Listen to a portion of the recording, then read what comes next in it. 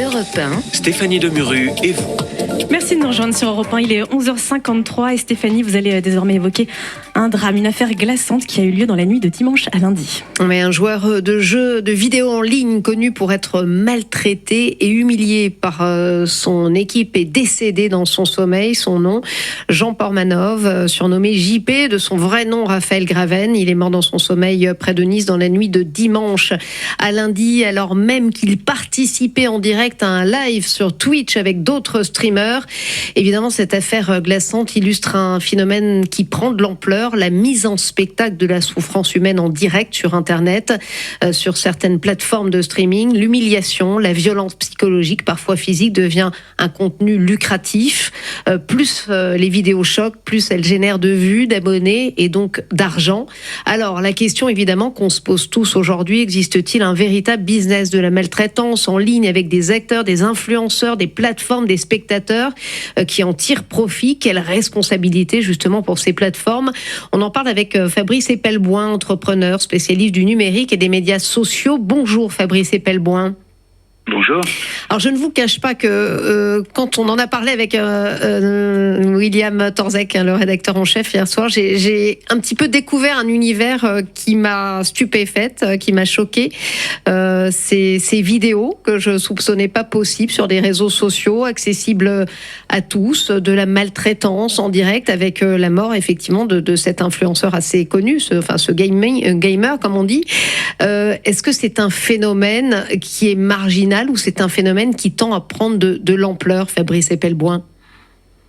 C'est un phénomène qui a commencé dès la fin du XXe siècle avec, souvenez-vous, le Loft, où là encore il s'agissait de mettre en scène de l'humiliation, évidemment pas avec une mort à la clé, mais si on veut remonter à la racine du problème, c'est pas du côté des réseaux sociaux qu'il faut regarder, c'est plutôt du côté de la télévision et de la réalité. Oui, mais là, c'est vrai que Fabrice Epelboin, on a eu ce genre d'affaires, c'était de la fiction avant, justement, la mort en direct, etc. Mais là, on atteint quand même des sommets dans l'horreur. À la télévision, vous ne voyez tout de même pas des scènes de torture en direct qui se terminent par la mort. Je veux bien qu'on parle d'humiliation dans ces téléréalités, mais on n'en est pas à ce point-là quand même. Ah non, dans la télévision a su garder certaines limites, mais très clairement, le mécanisme qui consiste à faire de l'exhibitionnisme et à mettre en scène l'humiliation d'autrui pour créer de l'audience et créer des profits, c'est très clairement dans la réalité TV qu'il faut en trouver l'origine. Et il est évident qu'en 25 ans, depuis le Loft, on a franchi une multitude de caps, mais c'est accuser les réseaux sociaux, c'est vraiment aller un peu vite en besogne.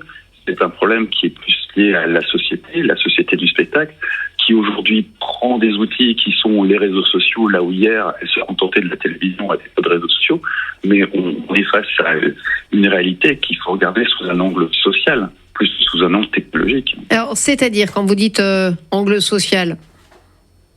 Mais ça fait très clairement, faire du spectacle, faire de l'audience et faire de l'argent avec l'humiliation d'autrui, c'est quelque chose qui est très profondément installé dans une société depuis plus d'un quart de siècle.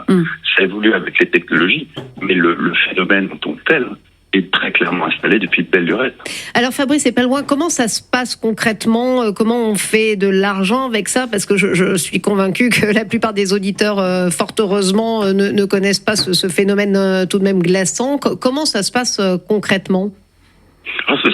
Cette chaîne sur cette plateforme Kit est quand même l'une des plus populaires de la planète. Elle est dans le top 10 de la plateforme, donc c'est pas du tout un épiphénomène. Et le modèle de rémunération est assez simple. Les spectateurs donnent de l'argent pour contribuer au spectacle. C'est aussi bête que ça. Vous pouvez donner 5 euros, 50 euros, participer sous la forme d'un petit message au spectacle. Et on a un écosystème qui clairement contribue à toute cette horreur. Donc ça veut dire en gros, l'internaute est devant son écran, il peut donner 5 euros pour faire donner une gifle à une victime, effectivement, comme c'est le cas de cet influenceur qui a trouvé la mort. C'est tout à fait ça. C'est le cœur du modèle économique de ce genre de spectacle aujourd'hui.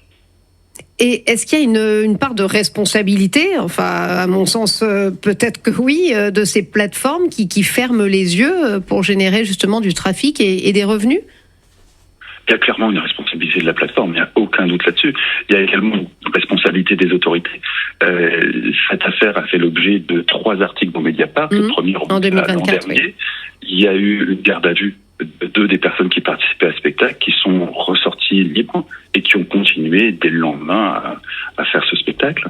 Alors en effet, Fabrice Ebelboin, il y a la ministre Clara Chapas, du délégué chargé de l'intelligence artificielle et du numérique, qui réagit ce matin. Une enquête judiciaire est en cours, dit-elle. Elle a saisi l'Arcom.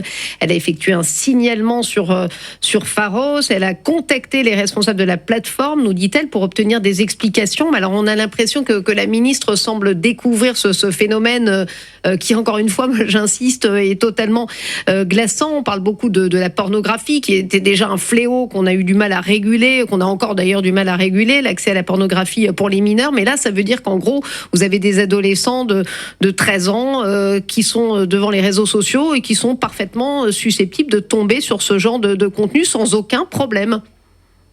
On a surtout un ministre qui devrait prendre un abonnement à Mediapart ou qui devrait regarder du côté de son service de presse pour voir si peut-être il serait utile de s'abonner à Mediapart de façon à se tenir au courant de l'actualité. Cette affaire est connue de tous, en tout cas des abonnés de Mediapart, d'un très grand nombre de personnes depuis maintenant plus de 9 mois. Là-dessus, il y a un vrai problème au niveau du ministère. Effectivement, déposer un signalement Pharos ou saisir l'Arcom 9 mois après qu'il y ait eu une enquête de justice initiée et une garde à vue, c'est pour ainsi dire du foutage de gueule. Merci Fabrice Ebelboin, entrepreneur spécialiste du numérique et des médias sociaux. Merci d'avoir été avec nous sur Europe 1. Évidemment, cette affaire glaçante fait réagir nos auditeurs.